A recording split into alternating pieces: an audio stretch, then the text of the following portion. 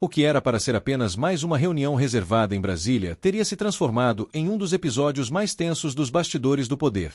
Portas fechadas, celulares fora da mesa, conversas em tom baixo. Mas algo mudou completamente o clima entre os ministros. A notícia de que Dias Toffoli teria registrado uma conversa interna, algo visto como quebra absoluta de confiança dentro da corte, espalhou desconforto imediato.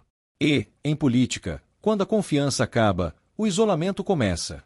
Dentro do Supremo Tribunal Federal, relações pessoais sempre foram tão importantes quanto os votos no plenário. Ministros podem divergir publicamente, mas a convivência institucional depende de um pacto silencioso de lealdade. Quando surgem suspeitas de gravações, bastidores expostos ou articulações paralelas, esse pacto se rompe. E foi exatamente essa sensação que, segundo analistas políticos e relatos de clima institucional, começou a pairar. De repente, aquele ministro antes influente passou a enfrentar um distanciamento visível. Conversas cessaram. Interlocuções diminuíram. A política, que é feita de presença, começou a ser feita de ausência. Ao mesmo tempo, o nome dele começou a aparecer vinculado ao debate nacional envolvendo o Banco Master, caso que ganhou enorme repercussão política e jurídica. Não se tratava apenas de um processo ou investigação discutida no país, mas de um ambiente de pressão pública crescente, que exigia respostas rápidas das instituições. Em cenários assim, a estratégia mais comum em Brasília é preservar a corte afastando o foco de crise. E é aí que surge um novo personagem nessa história. O ministro André Mendonça passou a ser citado como figura capaz de conduzir análises com perfil técnico e menor carga de articulação política acumulada. Para muitos observadores, sua imagem de alguém que chegou mais recentemente ao Supremo poderia funcionar como elemento de distanciamento das tensões anteriores, ajudando a reconstruir a narrativa de imparcialidade institucional. Nos corredores de Brasília, quando um nome começa a ser visto como solução, isso normalmente significa que outro passou a ser percebido como problema. E a crise deixou de ser apenas jurídica. Tornou-se política.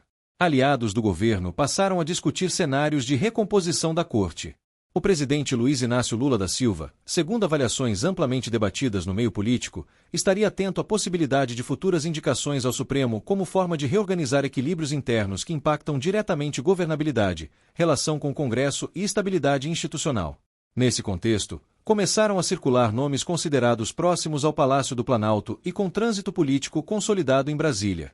Entre eles, o do advogado-geral da União, Jorge Messias, visto por governistas como alguém de confiança pessoal do presidente e profundo conhecedor das engrenagens do Estado. Outro nome lembrado em análises políticas foi o do senador Rodrigo Pacheco, figura com forte experiência institucional e perfil conciliador entre os poderes.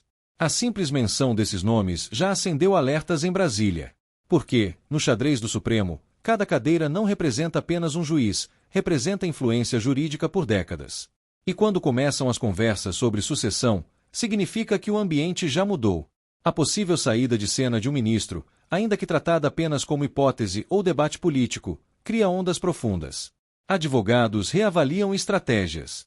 Parlamentares recalculam alianças. O mercado observa sinais. E a própria corte entra em modo de autopreservação. O Supremo sempre operou sob a lógica de estabilidade. Crises ali raramente são barulhentas.